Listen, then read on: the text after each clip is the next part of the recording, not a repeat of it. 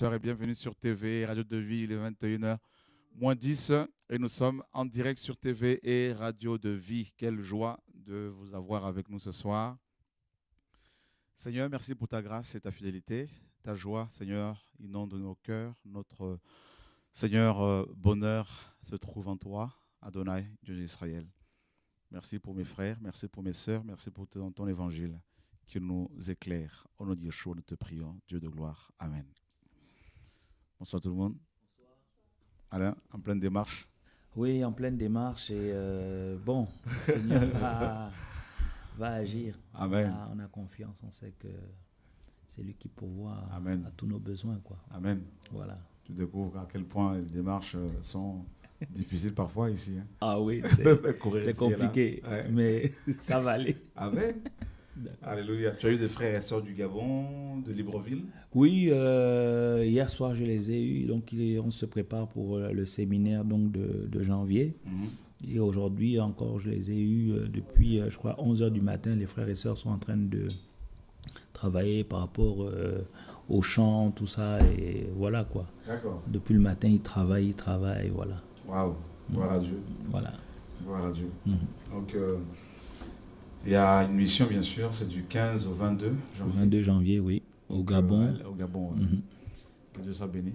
Notre frère aussi, Charles, qui est là, oui. Qui est très, très calme aujourd'hui. C'est pareil pour nous, pour la ville de Mwanda, Okay. qui est en train de se mobiliser aussi pour recevoir les frères. À Mwanda. Oui, ils vont, se déplacer. Ils vont se déplacer pour Libreville. D'accord. Donc, ils ont passé même la nouvelle à la réunion de ce soir. D'accord. Ben, on n'entend pas, parce qu'il y a des frères. Est-ce qu'il y a des frères de Mwanda qui suivent aussi en ce moment-là? Oui, il y a des frères de Mwanda qui suivent en ce moment-ci, puisque bon, ils sont scotchés tous les jours. D'accord. Alors, qu'est-ce que tu leur dis? Moi, déjà, je leur dis bonjour, hein, bonsoir, et on vous aime beaucoup. Oui, je dis bonjour à tous les frères et savoir que je crois que les nouvelles sont passées pour la réunion de ce soir. Pour attendre, accueillir les frères qui vont se déplacer pour le séminaire qui va se passer du 15 au 22 janvier à Libreville. D'accord. Alors demain, 19h, c'est possible que tu apportes un enseignement, une prédication à TV de Vie? Ou tu as un projet? J'ai un projet, puisque je pars déjà jeudi pour... Donc, ah, tu repars jeudi déjà? Je repars jeudi pour peser les trucs que j'ai dit. Donc jeudi soir, tu repars, c'est ça? Oui, je vais peser le truc jeudi, je pars vendredi matin. Tu pars vendredi matin? Après la veillée. Après la veillée, d'accord, ok. Jeudi, demain mercredi? Demain, c'est pas jeudi? Demain mercredi, ouais? Je suis à, comment on appelle, à Romini, hein, Romini. Ok. Une famille. Ok, d'accord, ok. Il n'y a pas de souci. Et que Dieu soit béni en tout cas. Et on a aussi... donc il y a des frères de Mwanda qui sont à Libreville. Oui. Ben, je pense qu'il y aura peut-être un missionnaire qui partira à Mwanda.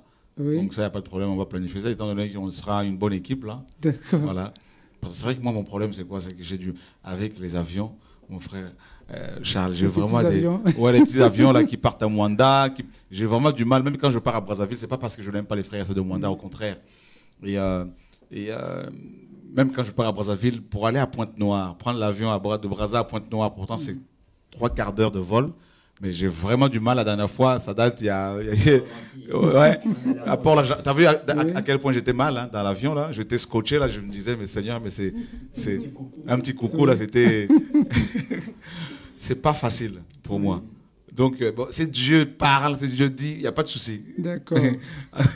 En tout cas, le temps viendra. Amen. Dieu soit béni. Okay. Donc, on a aussi Sabine qui est là, hein, qui est avec nous. Bonsoir. Bonsoir. Notre sœur qui vient de la Belgique. De Bruxelles, oui. De Bruxelles, voilà. Donc, que le Seigneur soit béni. La dernière fois, je parlais avec mon épouse, il y avait une sœur, on suivait quelque chose avec une femme belge comme ça, et je crois que c'est une émission, là. Oui. Et, à la télé, enfin aux infos. Et puis, il y avait une femme belge qui parlait, on se disait, mais c'est bizarre, elle a le même accent belge que Sabine. Donc, ah bon? Voilà, effectivement, ouais, oui. D'accord. C'est assez particulier comme accent, c'est beau. Et je le ressens pas, moi, c'est normal. Ouais. J'ai pas l'impression, mais bon. D'accord. Voilà, Sabine, que Dieu soit béni en tout cas. Et qu'est-ce que tu peux dire aux frères et sœurs de Belgique, parce que beaucoup sont connectés ce soir?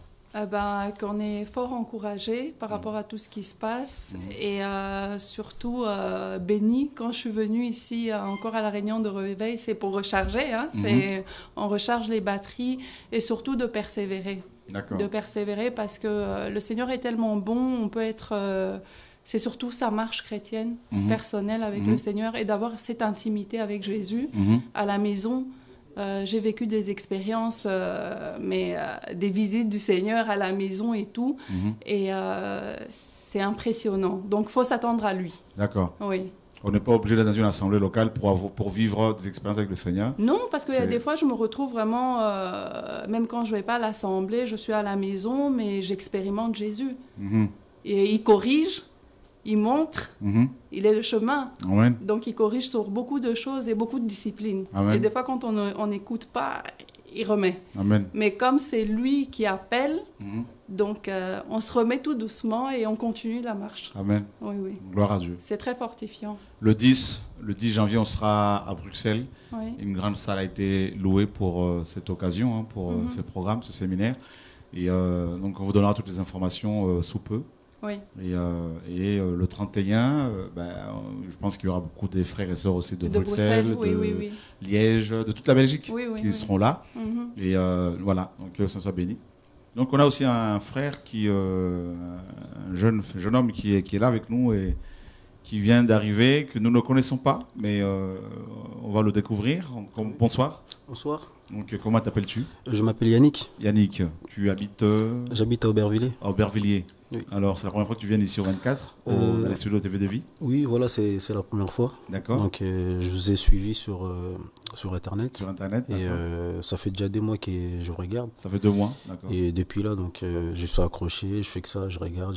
Et puis, Waouh, tu es tombé sur nos enseignements comme ça, par voilà, en fait, inadvertance. c'était par hasard. Voilà. Je cherchais, je regardais des prédications sur Internet. D'accord. Et ça fait que j'ai tombé sur vous. D'accord. Et depuis là, la parole... Et tu n'étais pas, comment dire, t'as pas eu peur de toutes ces personnes parasites, Non, j'ai pas eu peur. Autour, parce qu'en fait, qui font la pub d'ailleurs. En fait, j'ai pas vu ça en fait. D'accord. Et c'était la parole que j'ai cherchée. Waouh. Et puis j'ai regardé et puis ça fait que depuis... Tu es touché et puis voilà. D'accord. Donc tu étais catholique, c'est ça? En fait, je n'étais pas catholique, je suis grandi dans une famille chrétienne. D'accord. Et ça fait que quand j'étais petit, j'étais au pays, j'étais au Congo. Et quand je suis venu, normalement, il fallait que je me fasse baptiser là-bas. Donc j'ai pas été, on m'a pas baptisé. D'accord. Et quand je suis arrivé là, c'est vrai qu'après j'étais rentré un peu dans la distraction. Et puis ça fait que depuis là, donc j'ai pas été baptisé. Baptême? Non. D'accord. Ben, on peut te baptiser aujourd'hui, il n'y a pas de problème. Non mais voilà. Donc le problème c'est qu'il y avait un problème en fait quand je partais dans les églises. Et c'est ce que je disais au frère tout à l'heure. En fait, après il me disait il fallait prendre les renseignements. C'était un peu, comment dire, en fait, il me disait il fallait attendre. Et moi, en fait, je me posais beaucoup de questions. Quand tu allais pour le baptême? En fait, quand je partais à l'église, et je leur disais que j'ai pas pris mon baptême, en fait. Et ils me disaient il fallait attendre, tout ça. Et moi, je me posais des questions dans ma tête. En fait, je me disais, il me faut entendre. Si par exemple, Dieu, il arrive, par exemple, aujourd'hui. D'un côté, moi, je n'irai pas au ciel, en fait. C'est des questions que je me posais. D'accord. Et ça fait que...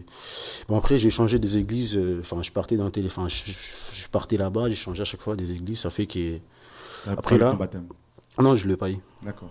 Et après là, j'ai aussi eu des moments, on va dire des moments de solitude. Ça arrive, à la maison, je regardais des vidéos. Donc, depuis tous ces temps-là, donc je fais que ça, quoi. D'accord. Gloire à Dieu. Que Dieu soit béni. C'est vraiment... voilà, Dieu travaille, hein, Alain. Je pense que ça t'a beaucoup encouragé. Ah oui, en fait, comme je le disais, parce que j'étais un peu surpris, il disait qu'il était à la gare d'Évry-Courcouronnes et sortait du travail. Oui, voilà, en fait, c'est... Oui, excusez-moi. Vas-y. Parce qu'en fait, tout à l'heure, je suis arrivé depuis 19h. D'accord. Et quand je suis arrivé, j'avais plus de batterie dans mon téléphone. Donc ça fait que je suis sorti de l'autre côté. Il fallait retourner du côté où... Tu es sorti du mauvais côté de la gare? En fait, ouais, voilà, j'étais du mauvais côté. Et je suis allé demander, il y avait un endroit où ils vendaient des sandwichs, tout ça. Après, un monsieur, il m'a dit d'aller voir sur... où il y avait les plans. Et du coup, j'ai rallumé mon téléphone, j'ai mis l'itinéraire. En fait, où je me dirigeais, il y avait 2 messieurs qui arrivaient. Après, je sais pas si je peux vraiment... ils étaient un peu... C'est comme si c'était des homosexuels. En fait, il me dit de retourner de l'autre côté, en fait. D'accord. Et j'ai senti un truc, je me suis dit non, tu vois, il faudrait que je me dirige par là. Et comme par hasard, en arrivant, je suis tombé sur la rue, Au bout de Charles la... Fourier. Voilà, je suis tombé, enfin, je ne les ai pas suivis. D'accord. En fait, je continue ma route. J'ai tombé sur la bonne route, en fait. D'accord. On Comme va par t'a hasard. guidé. Voilà. Voilà. Que Dieu soit Donc béni. après, et puis quand je suis arrivé, je suis parti à côté aussi. D'accord. Et le monsieur, il m'a dit que c'était par là, quoi. D'accord. Donc que le Seigneur soit béni. Voilà. Tu as soif là. Là, je vois que. Ouais, là encore, ça va. Des fois, je sens, il y a un truc dans moi, là. D'accord. C'est vraiment encourageant. C'est plus fort que moi. Mais c'est ça le réveil. Voilà. C'est Jésus. C'est Là Jésus. encore, Voilà. je vous vois comme ça, mais quand je regarde, c'est plus fort. Amen. C'est le matin, même quand je vais dans mes là, même pour venir là, je vous ai regardé, enfin, la parole, c'est trop fort. Amen. L'évangile L'évangile a franchi. c'est bien. Enfin, c'est la première qui me touche comme ça quand je suis. Gloire à Dieu. Ouais. Mais on va acclamer le Seigneur parce que là, on va voir que- Ah, Yannick. Encouragé. Jésus est bon. Ouais. Ça, c'est le Seigneur qui saisit comme ça. Voilà, là, je crois que je dois témoigner de ça au Gabon, moi. Ah oui, c'est ce que je leur disais. Et il y a un frère qui m'a dit, donc, pour accrocher à ça, pour ne pas rater cette opportunité, Mhm. il faudrait que je reste avec des gens qui ont la parole, Amen. pour que je puisse grandir ça, quoi. Que ça, Gloire à Dieu. c'est ça mon souhait, je veux que ça rentre. Ah, Parce que gloire à Dieu. je suis pas vraiment dans... Comme les frères ils me disaient tout à l'heure, si je savais prier, et c'est ce que je lui ai dit, donc j'ai pris. Je prie pas vraiment, bon, je prie à ma façon. Mhm. C'est comme ça, quoi, j'ai pris, et puis ça fait que j'aimerais bien rester avec des gens qui ont vraiment la parole, Gloire qui à fassent Dieu. grandir dans Que le la Seigneur soit parole, béni. Parce qu'il n'y a pas de souci. Pas de souci. C'est bizarre, quand certains s'en vont, Dieu les remplace. Hein. Toujours. Oh, c'est beau. C'est pour ça que dans le royaume, personne n'est indispensable. Et avec le feu, quand ils reviennent avec le feu. Avec déjà. le feu. Voilà. Que Dieu soit béni. Dieu est bon.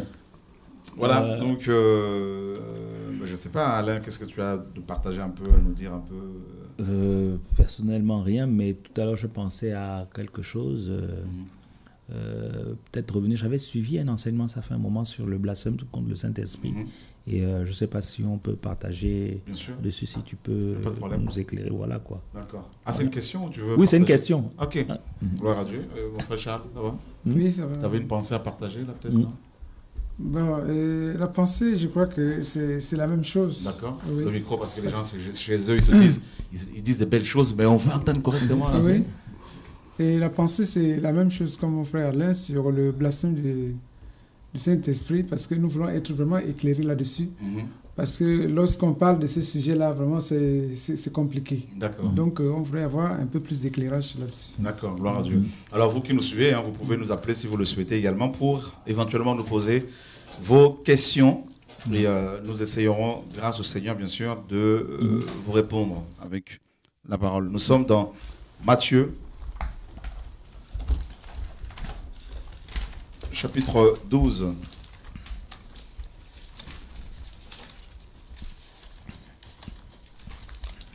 Et donc on lira à partir du verset 22.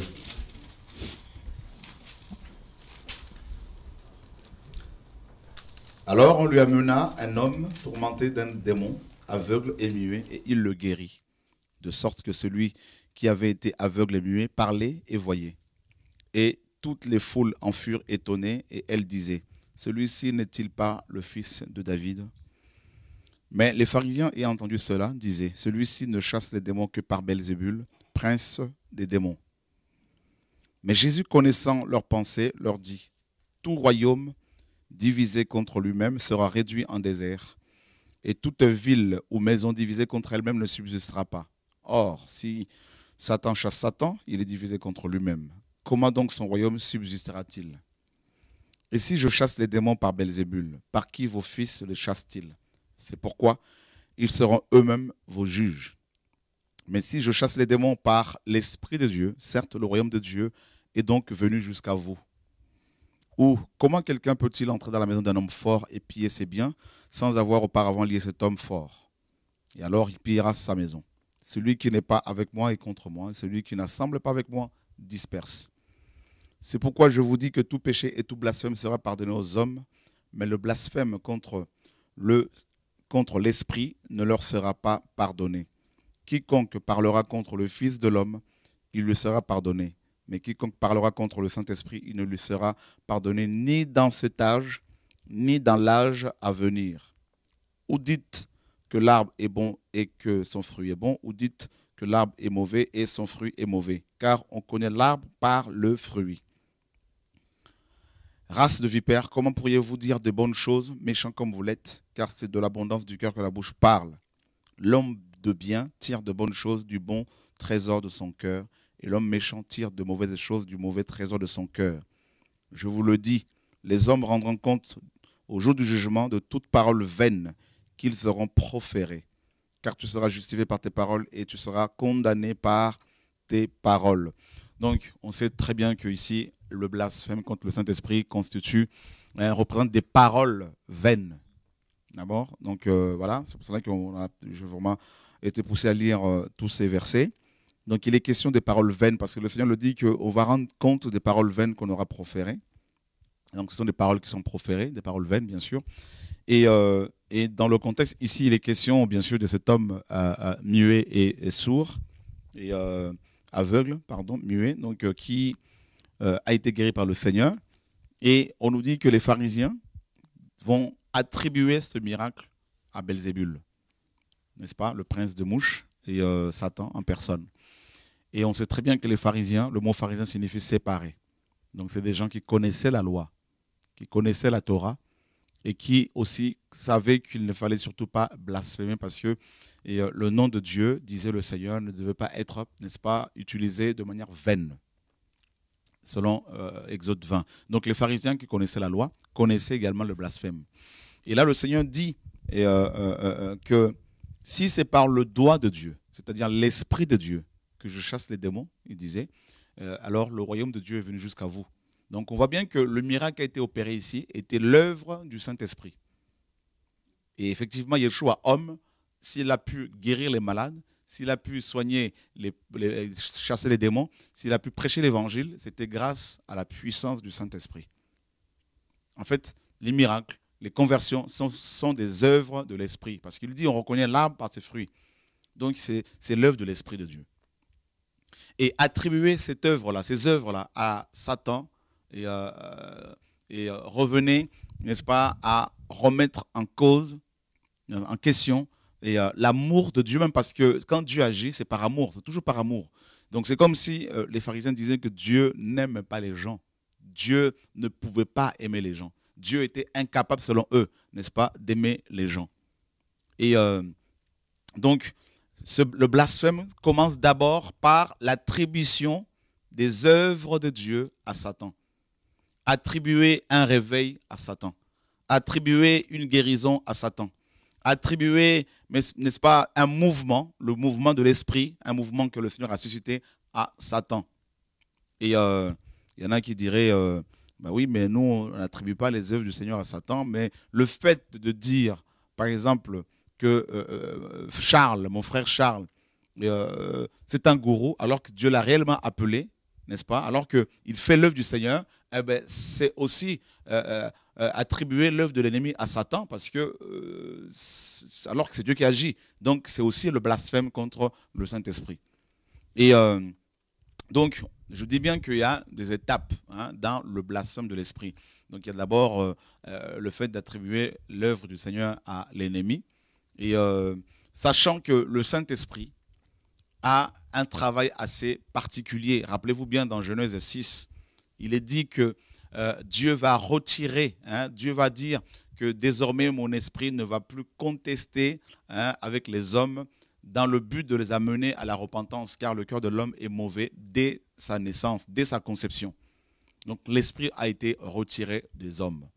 Et le Saint-Esprit, cet esprit, va revenir, n'est-ce pas, et des milliers d'années après, avec grâce à l'œuvre de la croix. Le Seigneur, notre Dieu, Yeshua, homme, pardon, par sa mort et sa résurrection, il a pu, n'est-ce pas, obtenir de nouveau du Père l'Esprit pour nous le donner comme un don. Donc vous vous rendez compte? Donc ça veut dire que l'Esprit qui agit dans les enfants de Dieu nous a été accordé grâce à l'œuvre de la croix. Donc attribuer l'œuvre de Dieu à Satan, blasphémer contre le Saint-Esprit, c'est aussi fouler aux pieds l'œuvre de la croix.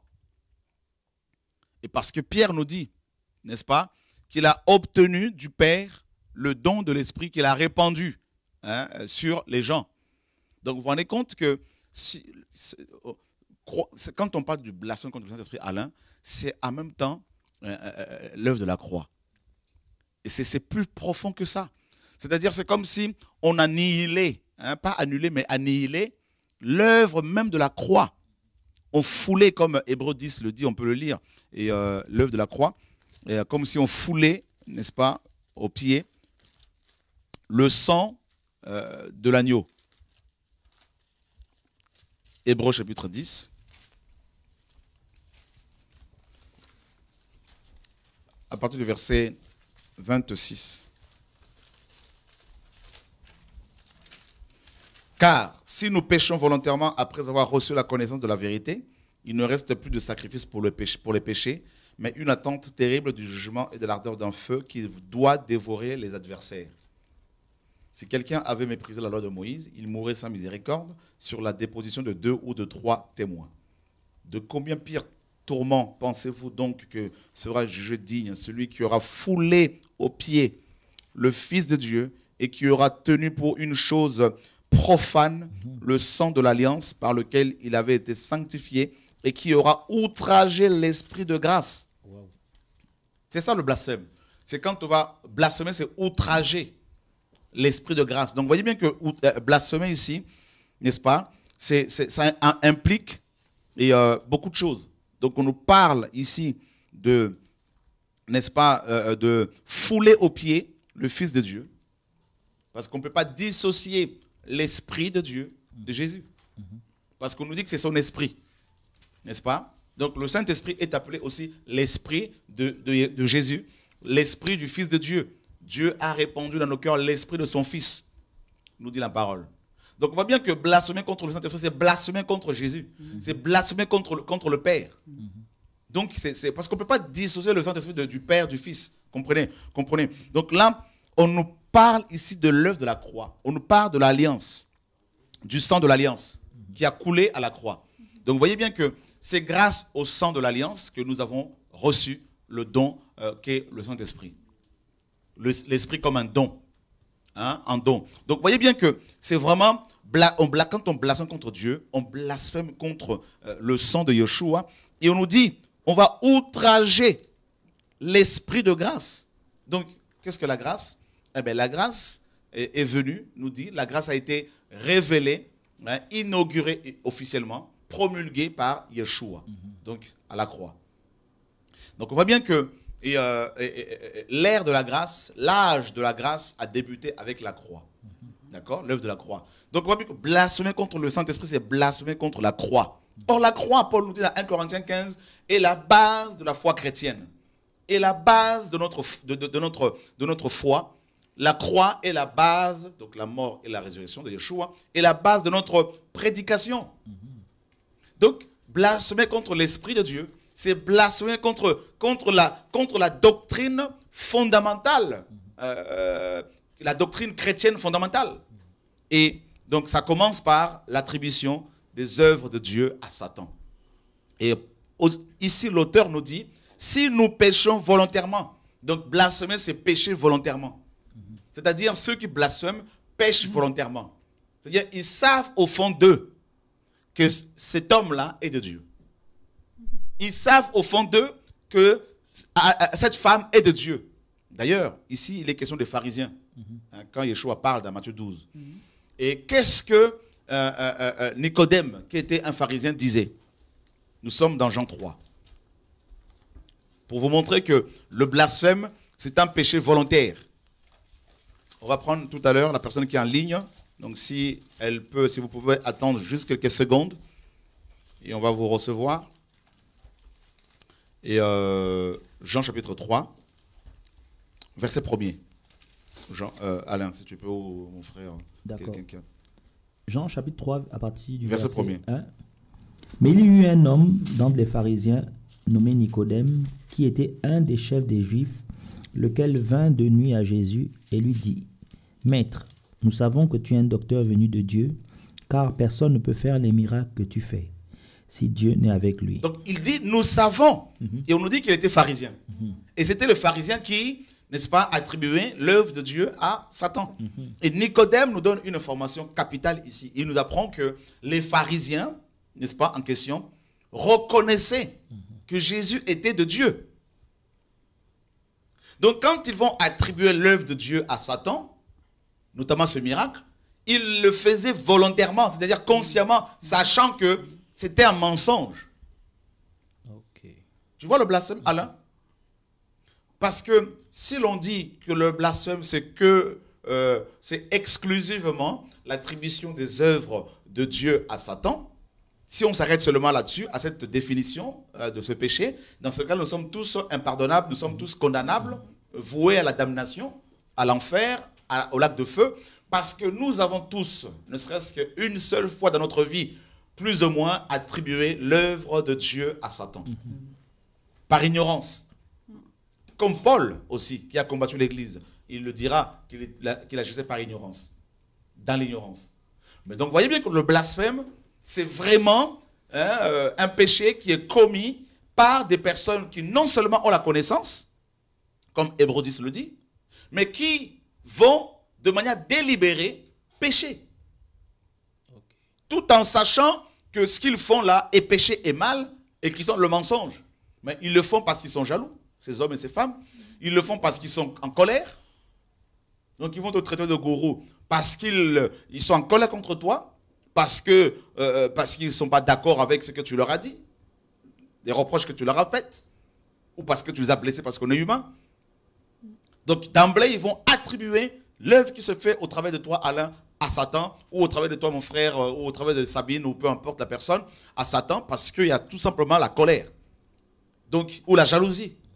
Parce que ces personnes estiment que Dieu aurait dû passer par elles. Dieu aurait dû les utiliser. Et donc, elles vont commencer, à cause de la jalousie, à attribuer l'œuvre de Dieu à Satan. Et aussi, il y a aussi l'effet de masse. Hein. Donc, voilà, c'est toujours un groupe de personnes. Et alors qu'au fond de ces personnes, elles savent très bien que c'est l'œuvre de Dieu. Que personne ne peut faire ces choses-là si Dieu n'est pas derrière. Même pas Satan. Et c'est pour cela que le Seigneur disait justement que c'est un péché impardonnable. C'est pour cela qu'il le dit dans Marc, hein, que c'est la personne qui commet le blasphème et commet un péché impardonnable. Donc un péché, il est coupable voilà, éternellement. Voilà, donc... on peut prendre aussi Marc chapitre 3, verset 22, à partir du verset 22, et pour avoir encore plus de précision, dans Marc chapitre 3, à partir du verset 22. Donc, et là, il y a un détail là justement qu'on va relever, qui n'a pas été relevé par Matthieu. Et au verset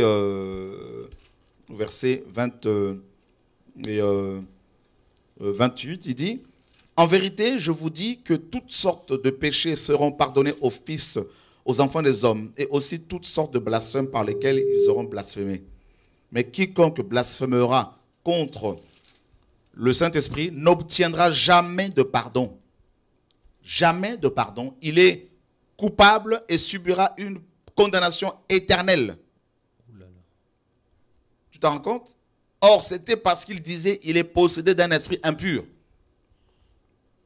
Donc, il savait très bien, on voit bien que Nicodème dit, nous savons, nous les pharisiens, nous les docteurs, parce qu'ils étaient des enseignants, ils connaissaient la Torah, nous savons que tu es un docteur venu de Dieu, car les miracles que tu fais, personne ne peut les opérer si Dieu n'est pas avec lui. Et là, on nous dit que malgré cela, ils vont quand même dire publiquement, n'est-ce pas, il est possédé d'un esprit impur. Donc, on voit bien qu'ils étaient contradictoires. Ils reconnaissaient que Jésus était de Dieu. Publiquement, ils niaient ce fait. Ils avouaient le contraire. Donc, ils péchaient volontairement. Et c'est pour ça que le Seigneur dit, ils n'obtiendront jamais de pardon. Ils sont coupables et subiront une condamnation éternelle. C'est-à-dire, ils sont déjà dans le lac de feu, sur le plan spirituel. Ils vont être jetés, n'est-ce pas, totalement là-dedans, et éternellement. Et ça, c'est terrible.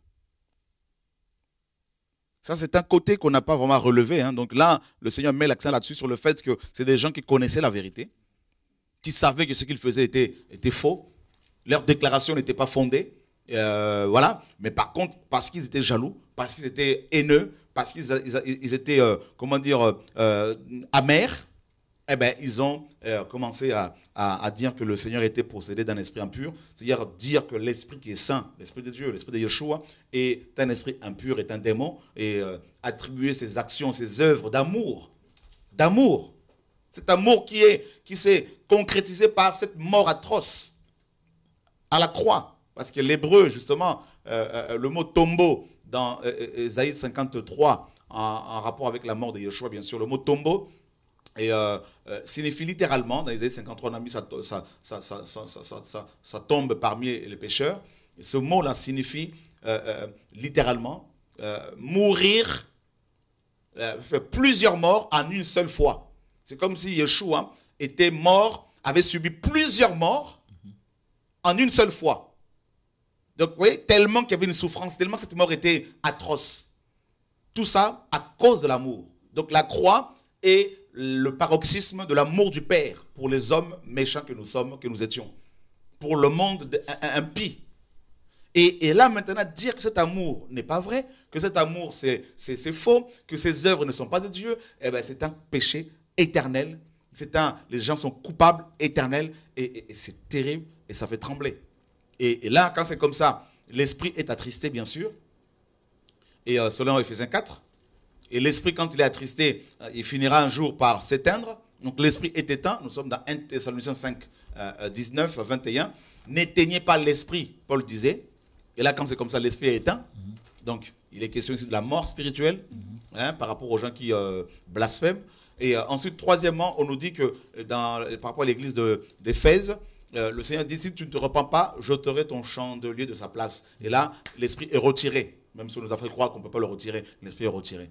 Et là, quand il est retiré, selon 2 Thessaloniciens chapitre 2, eh ben, c'est l'esprit d'égarement qui vient. Et là, il n'y a plus rien à faire pour les personnes qui ont ainsi blasphémé. C'est pour cela, Jean, avant de te laisser parler, de vous laisser vous exprimer, dans 1 Jean 5, Jean dira quelque chose de fort. Rappelez-vous bien que Jean est l'apôtre de l'amour. Hein, et il va dire quelque chose de très fort ici dans 1 Jean chapitre 5. Il dira au verset 16, « Si quelqu'un voit son frère commettre un péché qui ne mène point à la mort, qu'il prie pour lui, et Dieu donnera la vie à ce frère. Il la donnera à ceux qui commettent un péché qui ne mène pas à la mort. » Il y a un péché qui mène à la mort. C'est ce péché-là qui mène à la mort. Il dit il y a un péché. Il ne dit pas il y a plusieurs péchés, mais un péché qui mène à la mort. Bien sûr, il est question ici de la mort à la fois physique, seconde mort, mais aussi la mort, bien sûr, spirituelle. Et qui mène à la mort, donc la mort définitive. Il dit, je ne dis point de prier pour ce péché-là. Je ne dis pas de prier pour ce péché-là. Donc c'est un péché, quand quelqu'un le commet, on ne peut pas prier pour lui parce qu'il n'y a plus rien à faire. C'est terminé. C'est terminé.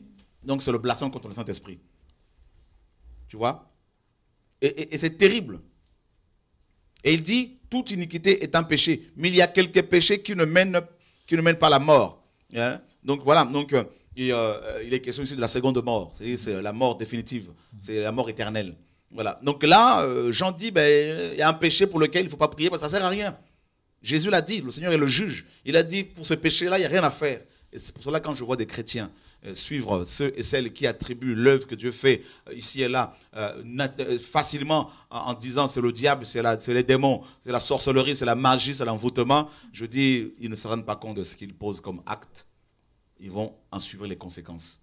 Moi, j'ai appris à ne pas me précipiter en disant c'est le diable qui agit derrière là-bas, c'est Satan. Je dis Seigneur, si ce n'est pas toi, éclaire-moi, mais on ne va pas prendre le risque de dire c'est le diable parce qu'on peut s'attirer des problèmes. Mais blasphémer, c'est vraiment faire les choses volontairement. Parce qu'on ne veut pas se soumettre au Seigneur, parce qu'on est aigri, parce qu'on est en colère, parce qu'on est orgueilleux, parce qu'on est... Et là, c'est très dangereux. Voilà. Wow, c'est fort. En fait, c'est que de jour en jour, on comprend ça différemment.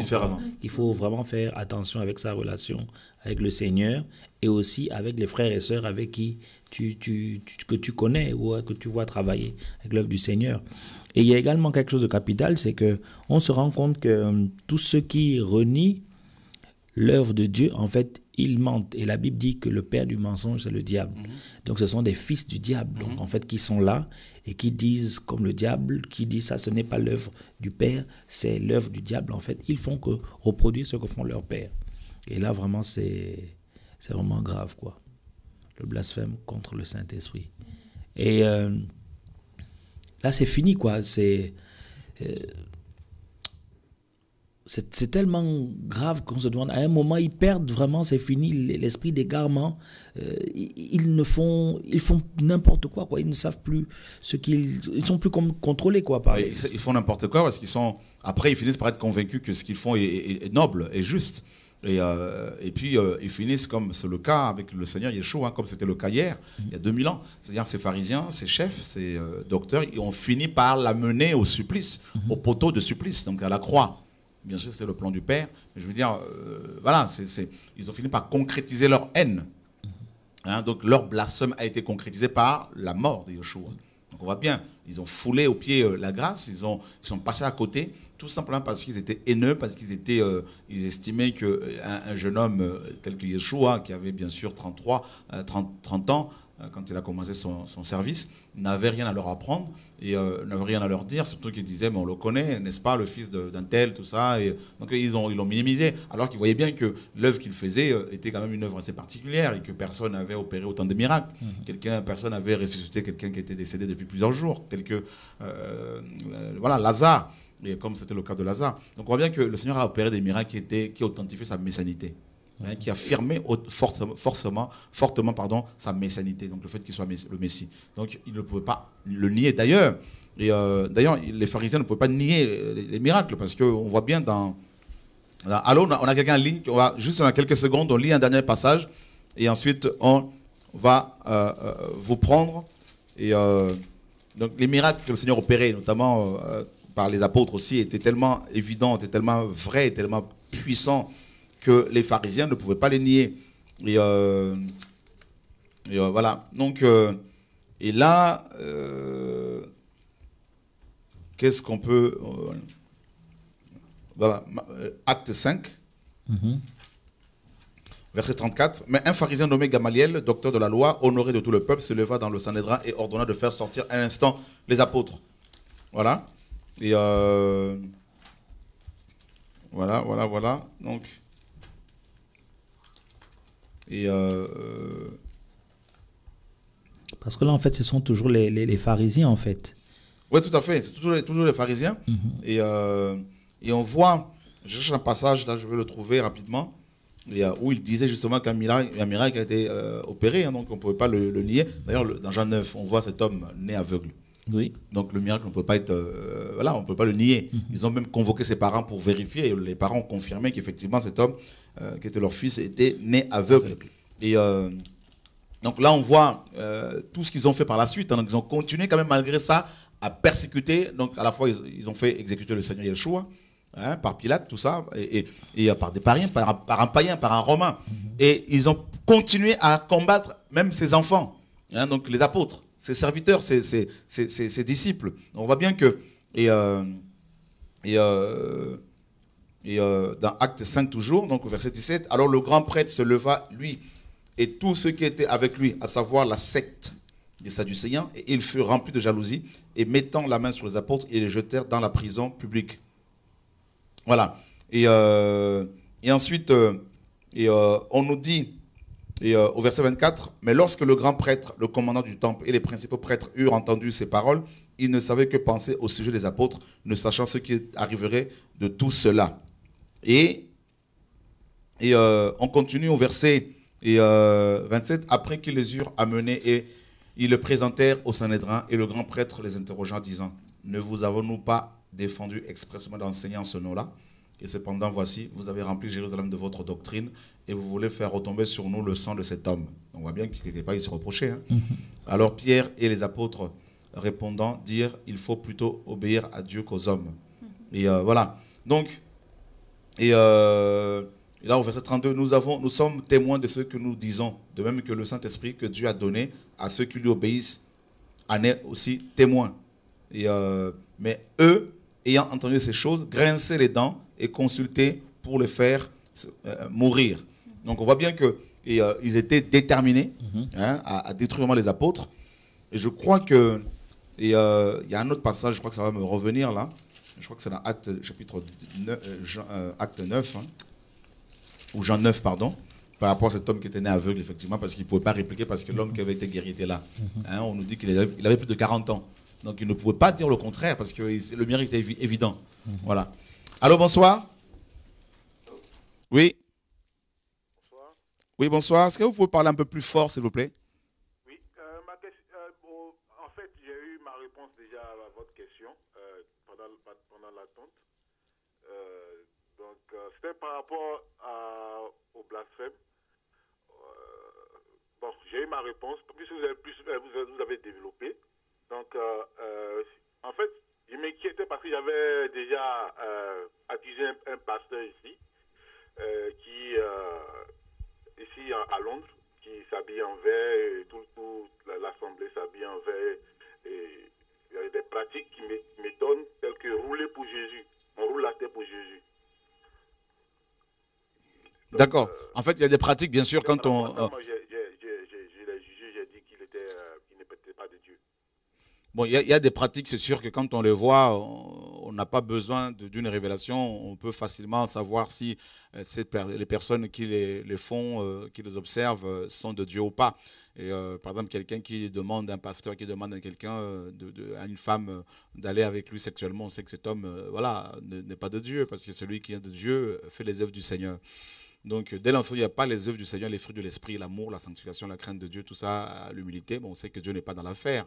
Et quelqu'un qui demande aux gens de s'habiller en vert, en blanc, en rouge, tout ça, pareil. On sait que le Seigneur n'a pas donné de telles prescriptions. Voilà. Donc, ça, c'est clair que par rapport aux œuvres, on peut facilement cataloguer les gens et tout ça. Mais si on ne comprend pas quelque chose, avant de taxer de satanique, tout ça, il faut d'abord prier.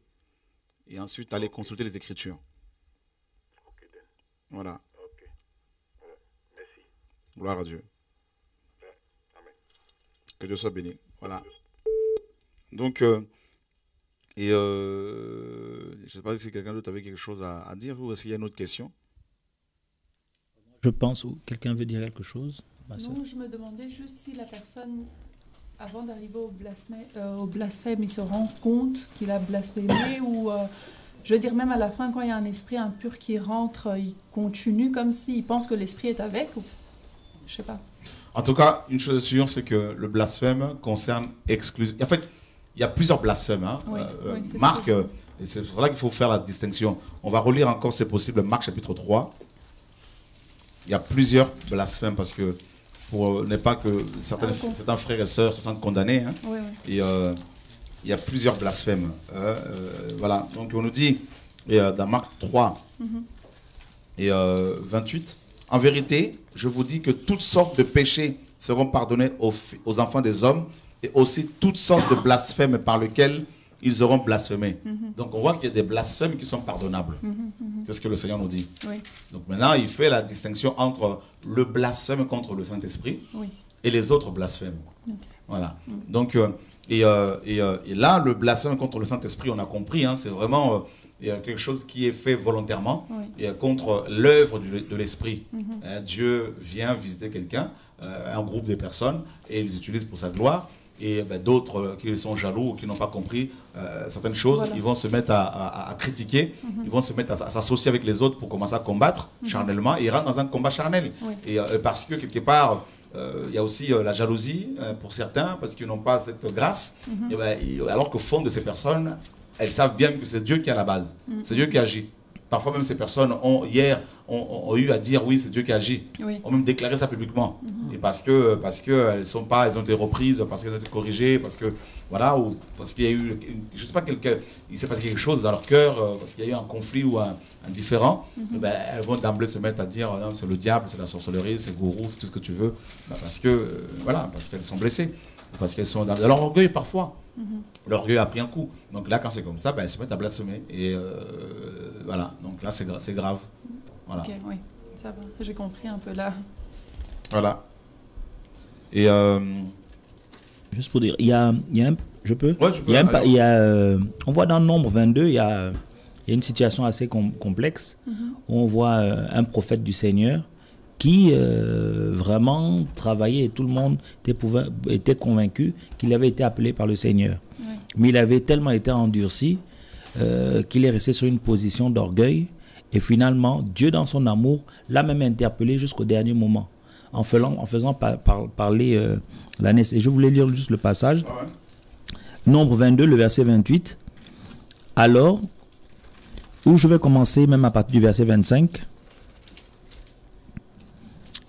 Nombre 22 à partir du verset 25. L'ânesse vit l'ange de Yahweh. Elle se serra contre le mur et elle serra les pieds de Balaam contre le mur. Balaam la frappa de nouveau. Et l'ange de Yahweh passa plus loin et s'arrêta dans un lieu étroit où il n'y avait point d'espace pour se détourner à droite ou à gauche. Verset 27. Et l'ânesse vit l'ange de Yahweh et elle s'abattit sur Balaam. Balaam se mit en grande colère et frappa l'ânesse avec son bâton. Alors Yahweh fit parler l'ânesse et elle dit à Balaam, que t'ai-je fait pour que tu m'aies déjà frappé 3 fois? Balaam répondit à l'ânesse, c'est parce que tu t'es moqué de moi. Si j'avais une épée dans la main, je te tuerais sur le champ. Et l'ânesse dit à Balaam, ne suis-je pas ton ânesse sur laquelle tu montes depuis que je suis avec toi jusqu'à aujourd'hui? En fait, on voit dans cette histoire, on voit la démence de quelqu'un qui pense être de Dieu, qui a commencé avec le Seigneur et à un moment qui est complètement égaré. Et il est quand même repris par le Seigneur et on voit l'amour du Seigneur qui permet même que une ânesse ouvre la bouche et parle. Mais étant tellement égaré, tellement orgueilleux, ayant tellement une vision personnelle, il ne se rend même plus compte qu'il parle avec une ânesse sur laquelle il monte depuis longtemps, il discute et il frappe. Et il va même jusqu'à avoir tellement de méchanceté dans son cœur pour vouloir même dire à cette ânesse qu'il utilise depuis longtemps, donc avec ces personnes avec qui il peut collaborer depuis longtemps, si j'avais une épée, je te tuerais. Et on peut voir et on peut également comprendre que ces personnes sont complètement aveuglées, un esprit d'égarement et ils sont complètement mis de côté. Donc voilà ce que je voulais apporter, quoi. Gloire à Dieu. Alain, le passage que je cherchais justement, où il était question d'un miracle qui était bien sûr indéniable. Hein. Les pharisiens ne pouvaient pas le nier. Donc c'est dans Actes chapitre 4, verset 14. Acte 4, 14. Et voyant que... Acte 4, verset 14. Et voyant que l'homme qui avait été guéri était présent avec eux, il ne pouvait contredire en rien. Voilà. On voit bien que les pharisiens, là, ils étaient face à une preuve tangible, hein, donc incontestable, de ce miracle que le Seigneur avait opéré au travers de ses serviteurs. Et là, on dit qu'ils ne pouvaient pas contredire, ils ne pouvaient contredire en rien. Mais on voit bien qu'il y avait une volonté de leur part de combattre l'œuvre du Seigneur, de combattre Dieu, malgré toutes les preuves que le Seigneur pouvait donner. Donc quand une personne a déjà blasphémé, est déjà dans le blasphème, même si Dieu opère encore des miracles plus grands, plus puissants, la personne ne voudra plus y croire, elle est déjà condamnée. Donc là, il n'y a plus rien à faire. Je peux lire à partir du verset 13, parce que je suis en train de lire et ça éclaire complètement. Donc, lorsqu'ils virent la hardiesse de Pierre et de Jean, et sachant aussi qu'ils étaient des hommes sans instruction et du commun peuple, ils s'en étonnaient et ils reconnaissaient bien qu'ils avaient été avec Jésus. Verset 14. Et voyant que l'homme qui avait été guéri était présent avec eux, ils ne pouvaient contredire en rien. Alors, ils leur ordonnèrent de sortir hors du Sanhédrin et ils délibérèrent contre eux en disant, que ferons-nous de ces gens? Car il est manifeste pour tous les habitants de Jérusalem qu'un miracle a été fait par eux et cela est si évident que nous ne pouvons le nier. Mais afin qu'il ne soit pas divulgué parmi le peuple, défendons-leur avec menace expresse qu'il n'ait plus à parler à qui que ce soit en ce nom. Donc là, je ne sais même plus quoi dire. Et c'est vraiment bizarre parce qu'on se rend compte que c'est un cas spécifique, que c'était des personnes qui n'avaient pas une grande notoriété au milieu du peuple. C'est des personnes qui étaient dans leur coin, ils n'avaient pas fait beaucoup d'études Ils étaient simplement avec Jésus. Donc on voit l'intimité que doivent avoir les hommes avec le Seigneur. Et Dieu utilise ces hommes, d'accord? Parce que là, en fait, face à ces pharisiens, ils se disent, mais comment nous, on a fait de longues études, on connaît beaucoup de versets de grec et d'hébreu, et on n'arrive pas à faire ce genre de choses. Et eux, des personnes sans instruction, sans connaissance, des pécheurs, des voleurs et tout cela, et ils arrivent et on ne peut pas nier qu'il y a effectivement eu miracle, il y a eu guérison, et c'est palpable. Mais ils disent, bon, maintenant, qu'est-ce qu'on fait? On doit les mettre hors du Sanhédrin. Mais ils vont chercher à fermer la bouche de ces personnes avec des menaces express, jusqu'à même vouloir peut-être même les tuer. Donc c'est grave. Lorsqu'il y a un miracle, il faut simplement reconnaître que c'est du Seigneur, au lieu de chercher à s'opposer. Voilà. C'est ça, c'est fort, hein, parce que vraiment, et là, on voit bien qu'effectivement, le passage éclaire encore davantage. Donc, ils ne pouvaient pas contredire ce miracle. Et en plus de cela, on nous dit que l'homme était présent, donc devant eux. Donc, voilà. Et il dit qu'il est manifeste. Hein, donc, ils disent qu'il est manifeste pour tous les habitants de Jérusalem. Donc, tout le monde savait que Dieu agissait. Et le miracle a été fait par eux. Et cela est si évident, parce que l'homme était là, complètement restauré, qu'ils ne pouvaient pas le nier. Mais au lieu d'accepter, ils vont dire, alors il faut quand même qu'on leur défende. Il faudrait quand même qu'on leur combatte. Il faudrait quand même qu'on... On voit bien qu'il y avait... c'est des gens qui connaissaient la vérité, qui avaient la connaissance, qui, malgré cela, ont quand même décidé, volontairement bien sûr, de pécher, de combattre contre Dieu. Dieu dit parlez de ma part, eux ils disent non, ne parlez pas de la part de Dieu. Donc on voit bien que le blasphème, c'est pas seulement quand quelqu'un commence à dire ouais, ça c'est l'œuvre de Satan, tout ça, parce que bon, il est ignorant. Mais c'est vraiment des gens qui ont, il concerne des personnes qui ont la connaissance et qui, malgré cela, parce qu'elles sont orgueilleuses, parce qu'elles sont amères, parce qu'elles sont blessées, parce que je sais pas, elles ont été corrigées, reprises, et puis elles commencent à dire non, c'est le diable, c'est la sorcellerie, c'est la magie, faites attention, et commencent à remettre tout en cause, hein, ces hommes et ces femmes, tout ce qu'ils ont enseigné hier. Donc on voit bien qu'en question, on commence à tout abandonner, à vomir tout ce qu'ils ont dit hier, et là, ils sont plus crédibles, hein, ces gens-là, ils ne sont pas crédibles, et les pharisiens n'étaient pas crédibles. Voilà. Donc on voit bien que c'est des gens qui hier, amen, amen, amen, ils étaient là, amen, amen, amen. Aujourd'hui, non, c'est pas ça. Non, c'est la sorcellerie, c'est la magie, c'est l'envoûtement. Bon, on connaît la chanson aujourd'hui. On voit bien que, voilà, que le Seigneur soit béni et le peuple, en tout cas, les gens ont soif, les gens ont besoin de voir Dieu à l'œuvre. Voilà. Et ce qui est quand même paradoxal, c'est de voir des gens qui avaient la connaissance, qui étaient attachés au temple et qui parlaient de l'avènement du Messie.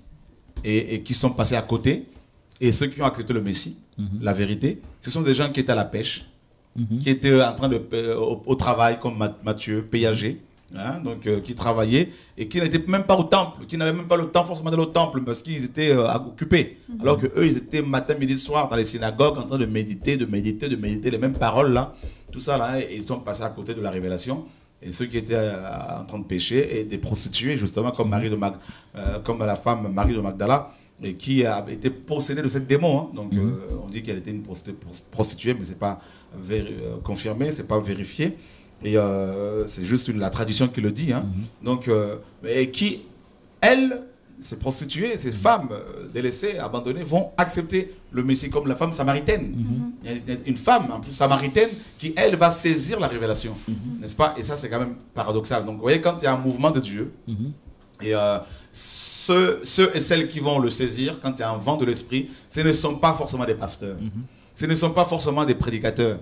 Ce sont des hommes et des femmes qui sont négligés, des hommes et des femmes qui sont parfois abandonnés, blessés, et déconsidérés. Et ce sont eux qui vont être saisis par Dieu et qui vont commencer à être des trompettes pour aller crier ici et là. Ce ne sont pas des gens qui sont accrochés au titre.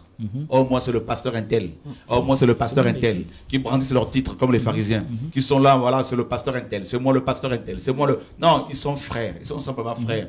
Donc ils peuvent être prophètes, apôtres, docteurs, mais ils ne sont pas attachés au titre. Donc ce sont ces hommes et ces femmes parfois que le Seigneur utilise. Ils sont noirs, ils sont blancs, ils sont arabes, ils sont métis, ils sont indiens, ils sont chinois, ils sont de l'Amérique latine. Donc peu importe leur origine, mais c'est des gens simples. Et c'est même précisé lorsqu'on dit et sachant qu'ils étaient des hommes sans inscription et du commun peuple. C'est-à-dire qu'ils étaient mélangés. On ne pouvait pas faire de distinction avec ça. Ils n'avaient pas une tenue particulière. C'était pas forcément un costard et cravate, Voilà. comme c'est le cas aujourd'hui. Donc, ils étaient parmi le peuple, ils mangeaient avec tout le monde, ils n'avaient pas de maison particulière, ils n'avaient pas un véhicule où tout le monde sait que, bon, là, c'est le grand bishop, c'est dans la simplicité, et c'est avec ces personnes que Dieu travaille. Et je voulais juste revenir parce qu'en fait, là, il s'agit de la guérison d'un homme boiteux. Et on peut se rendre compte, si on va un peu plus loin, enfin, si vous permettez, si on va un peu plus loin, qu'en fait, aujourd'hui, le miracle, c'est de voir des hommes et des femmes qui acceptent le Seigneur. Parce que en cet homme boiteux, on voit quelqu'un qui n'arrive pas à se tenir debout et à marcher. Et les apôtres arrivent devant lui, ils disent, laisse toutes tes béquilles, laisse tes supports des hommes, laisse tes supports de ceci ou cela, lève-toi et va seul. Et aujourd'hui, c'est ce qu'on veut annoncer. Que les hommes, tous les chrétiens, les disciples, ceux qui aiment Jésus, soient fixés, centralisés sur Jésus. Et c'est ce qu'on ne veut pas. Aujourd'hui, certains veulent dire, non, ne regardez pas Jésus, regardez-nous aussi quand même un peu, considérez-nous. Et justement, là, il y a miracle parce que cet homme qui était boiteux ne veut plus rester à l'endroit où il était pour être un mendiant, mais il veut être fixé vers Jésus. Et donc, c'est la libération. Et c'est ce miracle qu'on peut voir dans la libération des hommes et des femmes qui sont attirés seuls par le Seigneur. Comme je vois par exemple mon frère Yannick, là, simplement, il écoute l'évangile et comme la Bible dit, mes brebis entendent ma voix et me suivent, elles viennent seules comme ça, il commence à lire, il commence à prier, il commence à abandonner le péché, seul, et un miracle s'est passé dans sa vie. Des choses qu'il ne faisait pas avant, il arrive à le faire et il cherche le Seigneur. Amen. Voilà. Amen. Et on voit effectivement aussi les pharisiens, comme Pierre le dit, avec c'est une déclaration assez puissante. Sachez, vous tous et tout le peuple d'Israël, que c'est au nom de Yeshua, le Messie de Nazareth, que vous avez crucifié et que Dieu a ressuscité des morts. C'est en son nom que cet homme qui paraît ici devant vous a été guéri. C'est cette pierre rejetée par vous qui bâtissez qui est devenue la principale de l'angle. Voilà, ça c'est fort. Donc c'est cette pierre que vous avez rejetée. Donc on voit bien que le blasphème c'est ça. C'est qu'on rejette volontairement l'œuvre de Dieu. On rejette volontairement l'action de Dieu. Voilà, parce qu'on a un problème, parce qu'il y a un souci, et puis parce qu'on a un problème au niveau de son cœur, et puis on dit bon c'est plus Dieu qui agit, c'est pas le Seigneur. Et c'est pour ça, frères et sœurs, il faudrait vraiment que chacun veille. Nous avons quelqu'un en ligne. Allô, bonsoir. Allô, bonsoir. Oui. Bonsoir à tous. Que le Seigneur vous bénisse. Voilà, moi je voulais intervenir par rapport, d'abord que le Seigneur vous bénisse vraiment, parce que vraiment vous nous apportez des enseignements qui nous, qui nous font marcher dans le droit du chemin, déjà pour commencer, parce que quand on est sorti des bâtiments, quand moi j'ai découvert TV de vie, je suis sortie des bâtiments, j'ai reçu les enseignements, l'enseignement qui est épluché, mais vraiment on n'avait jamais reçu ça. Et là où je veux mettre l'accent par rapport au thème de ce soir, c'est qu'on n'avait jamais vu ces miracles, on n'avait jamais vu ces prodiges, on n'avait jamais vu ces merveilles que le Seigneur fait à travers ses serviteurs, que ce soit vous ou que ce soit les autres frères. Et je bénis le Seigneur, on n'avait jamais vu ça. Et aujourd'hui qu'on voit ça, eh bien c'est le paradoxe. On va dire, non, ça ne vient pas de Dieu. Mais que voulez-vous qu'il fasse ça? Qui c'est qui va faire ça? C'est ça. Est-ce que c'est l'ennemi qui peut faire ça? Mais non, il fait autre chose, l'ennemi. C'est ça. Il fait autre chose, il ne peut pas faire ces miracles. Ces miracles, ces prodiges, c'est l'acte des apôtres. Amen. Voilà, amen, gloire à Dieu. Il faut que le peuple de Dieu ouvre ses yeux. Et il faut qu'ils ouvrent les yeux, c'est pas possible. Et quelque chose qui me touche énormément aussi de la part du Seigneur, c'est que le Seigneur, il ouvre les yeux aux uns et pas aux autres. Je sais pas pourquoi. Parce que qui je suis, moi? Est-ce que je suis pas meilleure que les autres? Non, pas du tout. Seigneur, amen, gloire à Dieu. On est tous pareils aux yeux de l'Éternel. Mais le Seigneur m'a ouvert les yeux alors que j'étais complètement voilée, les yeux voilés. Et je me disais, pendant 20 ans dans l'église, je me disais, mais parce qu'on est plusieurs convertis dans notre famille et on est des ex-musulmans. Alors, béni soit le Seigneur. Parce Amen. Que je ne veux pas sauter du coq à l'âne, mais je veux faire un petit coucou à notre frère Mourad. Dernièrement, quand je l'ai entendu hein, pour dire qu'il n'y a pas que le frère Choura qui prêche. Amen. Hein, Amen. voilà, amen. Hein, Les nations, les nations. Amen, les nations. Et j'ai entendu tous ces frères qui ont prêché dans leur langue, mais je me suis intéressée plus à Mourad parce que je comprenais et je trouvais ça merveilleux. Alléluia. Amen. Hein, que cette œuvre, elle continue, qu'elle soit bénie. Mais je reviens, donc on est plusieurs convertis et on se disait toujours, mais comment ça se fait qu'on ne voit pas les actes des apôtres? Mais comment ça se fait? Et puis on se résignait à la fin, on se disait, voilà, on ne sait pas, on ne comprend pas.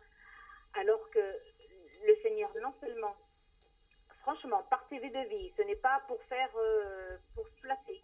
C'est le Seigneur qui est glorifié. Hein, Amen. tout.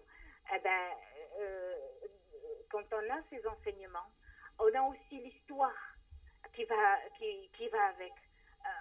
On a l'histoire du monde, quoi. Et on a l'évangile qui va avec et on est éclairé, on est béni.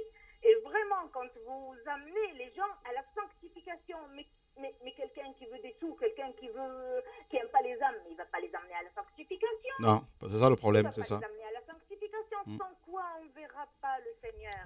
Alors, ouvrons les yeux, peuple de Dieu, s'il vous plaît, mon Dieu Seigneur, ouvrons les yeux. Amen. Et vraiment, je bénis le Seigneur pour ce qui se passe parce que je voulais assister à Londres, j'ai pas pu, mais voilà quoi. Ces miracles, ces prodiges, c'est notre Seigneur qui les fait. C'est le Dieu d'Israël qui fait ça. Amen. Lui qui a ouvert la mer Rouge et qui a fait traverser son peuple, eh ben c'est le même, c'est celui-là d'aujourd'hui. Amen. Et nous bénissons le Seigneur. Gloire à Dieu. Gloire à Dieu. Amen. Que Dieu soit béni. Merci, ma soeur. Merci à vous, merci à vous. Continuez, que Dieu vous garde vraiment. Merci. Amen. Mais il le Merci. fait. Alléluia, gloire à Dieu. Amen. Au revoir. Alléluia, au revoir. Merci. En tout cas, nous pensons en même temps à tous les frères et sœurs qui sont dans le Maghreb et qui sont persécutés à cause de la vérité. Nous pensons aux frères et sœurs qui sont dans les pays musulmans et en Arabie Saoudite, en Irak, au Liban et au Yémen et au Soudan et au Qatar. Vous êtes nombreux à suivre TV de Vie, vous tous qui êtes aussi descendants biologiques, physiques d'Abraham. Et nous pensons vraiment à vous dans nos prières et que le Seigneur soit béni, béni, béni pour vos vies. Et voilà, donc ça c'est quand même très encourageant de voir comment le Seigneur nous enseigne avec sa parole, via son esprit.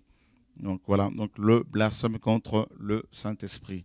Voilà, je pense que, je ne sais pas si quelqu'un d'autre voulait ajouter quelque chose. Non, ce que je me disais juste quand on micro, entendait, j'étais en train de me dire comment se fait-il qu'on ne peut pas penser que Jésus guérit, que Jésus fait des miracles, qu'il fait des grandes choses, puisque c'est lui qui est l'auteur de ça, et qu'on attribue ça à Satan. Mais quand il y a des gens, des satanistes, ou aller chez des féticheurs, on trouve qu'ils sont glorieux, on parle d'eux comme si c'était quelque chose de glorieux, alors qu'au contraire, on doit remarquer encore plus que c'est que le Seigneur fait dans la vie de chacun d'entre nous. Et donc, on doit témoigner justement de ce qu'il est en train de faire. On ne peut pas cacher. Non. On voit bien que dans la parole, qu'à chaque fois qu'il faisait quelque chose, la personne était poussée à aller témoigner. Il ne devait pas cacher ce que le Seigneur avait fait pour lui, même s'il disait « tais-toi », mais la personne était poussée par l'Esprit à aller dire « voilà ce qu'il a fait pour moi ». Donc c'est normal aujourd'hui de témoigner de ces miracles. Amen. Alors moi, je vous donne rendez-vous demain. Je sais pas s'il y avait une émission avec le Pain Quotidien ou Ludovic, je ne sais plus.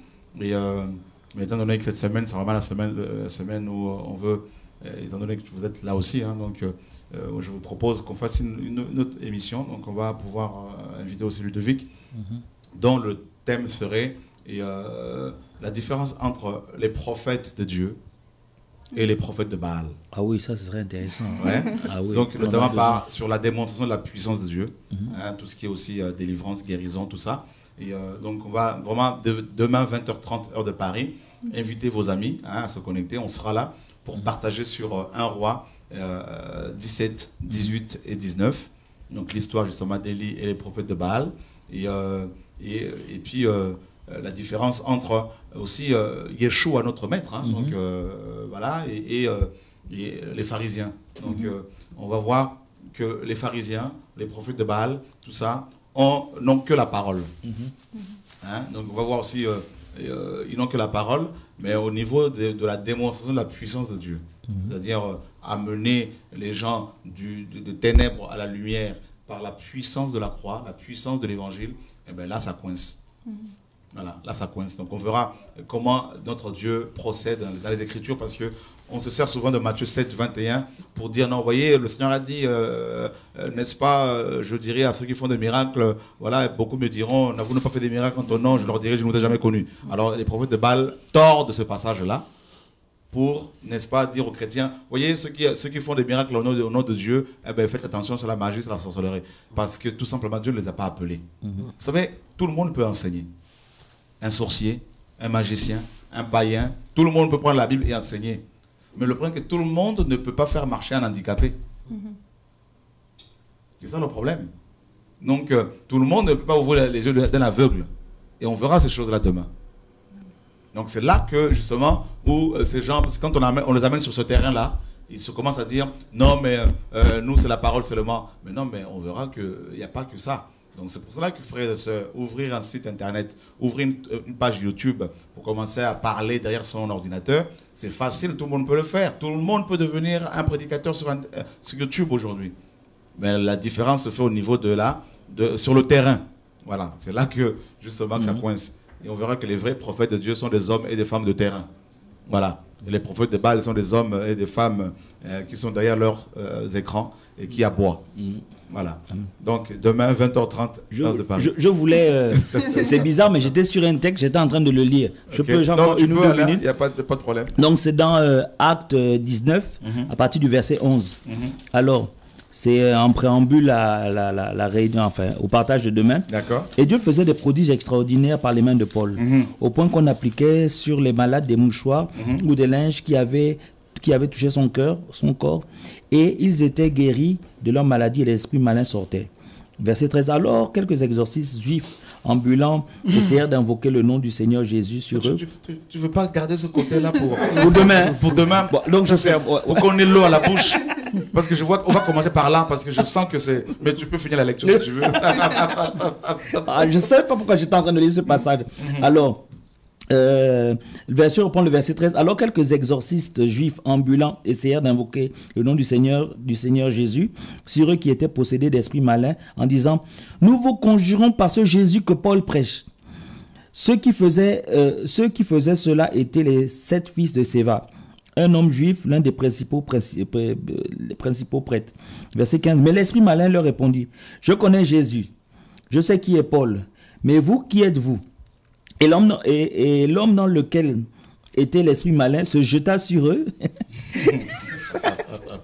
se rendit maître d'eux d'entre eux, et les maltraita de telle sorte qu'ils s'enfuirent de cette maison nus et blessés. Ah, c'est grave cette image. Donc ça, c'est un avant-goût pour demain. Ah oui, c'est le point. J'étais dessus, je me suis dit, quand tu as proposé, je me suis dit, mais qu'est-ce que je suis en train de lire là? Ah, voilà. Surtout le témoignage de la sœur aussi qui m'a confirmé que vraiment il faut développer ce sujet demain. Et, parce que il y a tellement la confusion aujourd'hui. Et donc ceux qui n'ont pas la puissance du Seigneur, ceux qui ne sont pas mandatés par le Seigneur, et ils se servent de Matthieu 7, 21 à 23 pour, n'est-ce pas, justifier leur manque de puissance, leur manque d'onction, de puissance. Et voilà, donc, et c'est pas ça l'évangile. On verra demain, de Genèse à Apocalypse, mes amis, on va vraiment prendre le temps demain. On va commencer vraiment à 20h pile, à 20h30 pile, pour pouvoir bien travailler et puis bien donner grâce au Seigneur. Et on verra que de Genèse à Apocalypse, mes amis, la parole du Seigneur a toujours été accompagnée. Voilà, accompagnée des faits. Donc... demain, on va amener les cahiers, stylos, on va tout noter, quoi. Stylos, voilà. Même dans les maisons. Inviter les amis. Et voilà. Donc, je veux dire, si votre Dieu est mort, c'est le nôtre, quoi. Donc, voilà. Et c'est ça la différence entre Jésus-Christ et les autres religions. Voilà. Donc, demain, 20h30, heure de Paris, nous vous donnons rendez-vous. Merci en tout cas pour votre fidélité, pour vos prières. Merci pour vos suggestions, vos dons et je veux dire, en prière, parce que le plus grand don dont nous avons besoin, c'est le don de prière. Hein, c'est prier pour les frères et sœurs, prier pour nous, prions les uns pour les autres. Que Dieu bénisse les frères et sœurs issus des nations. Et au nom de Yeshua, nous vous donnons rendez-vous demain 20h30. Et sans oublier, bien sûr, ce jeudi, nous confirmons que oui, c'est le 31. Oui, le 31 janvier et décembre. Oui, nous allons nous retrouver pour adorer Dieu toute la nuit. N'en déplaise aux gens qui ne sont pas d'accord, ben, ce n'est pas un problème, tant pis. Donc, on n'est pas là pour marcher en fonction de vos humeurs. Et voilà. Donc, on n'a pas l'habitude de se retrouver tous les 31 décembre pour prier. Mais on doit se laisser guider par le Seigneur. Si Dieu nous met à cœur de prier un lundi, on le fait. Si c'est un mardi, on le fait. Si c'est un mercredi, on le fait. Si c'est un jeudi, on le fait. Vendredi, samedi, peu importe le jour, Paul dit, n'est-ce pas, que personne ne vous juge. Voilà. On n'est pas là en train de dire aux gens, maintenant nous allons déclarer les bonnes choses pour l'année qui va débuter. Ce n'est pas notre fonctionnement, même si on le faisait. Donc une fois ou deux fois, où est le problème? Et on n'est pas là pour demander l'argent à qui que ce soit pour dépouiller les gens. En tout cas, que le Seigneur soit béni, mes frères et sœurs. Vous êtes nombreux. En toute occasion, Paul dit, il faut prêcher l'évangile. En toute occasion. Favorable ou non favorable. Voilà. Donc les gens qui se retrouvent en 31 pour prier, ce n'est pas forcément, c'est pas un péché. C'est écrit nulle part. Donc que personne ne vous condamne. Ce que nous condamnons, c'est quand les gens disent c'est le 31, vous devez absolument venir pour qu'on puisse vous bénir pour l'année qui va commencer. Ça, c'est complètement charnel. Mais encore là, on ne va pas dire aux gens qu'ils sont en train de... Voilà, et ceux qui le font sincèrement, on ne va pas leur dire qu'ils pêchent. Mais il y en a qui le font pour dépouiller les frères et sœurs parce qu'ils ont peur de rater la bénédiction qui va débuter avec l'année nouvelle. Donc, il ne faut pas tout confondre, tout mélanger, parce qu'on n'a pas compris la parole. Mais, mes amis, il faut beaucoup d'humilité et surtout se laisser enseigner. Parce que crier Babylone, Babylone, si on n'est pas enseigné soi-même, on va plutôt casser que construire. Donc, voilà, le message doit être bien compris. Que Dieu soit béni. Mes frères et sœurs, soyez fortifiés. En tout cas, ce jeudi, le 31, on sera dans la présence de Dieu. On va l'adorer, on va le louer. Parce qu'il faut se rendre compte quand même que Dieu, le reconnaître, hein, Alain, Dieu agit. Quand je vois ici présent, vous venez de loin, du Gabon, et ça fait des années qu'on attendait ce jour. Le Seigneur l'a fait, donc on ne peut que le louer. En tout cas, que toute la gloire soit rendue au Seigneur, mes frères et sœurs. À demain. Au revoir. Merci.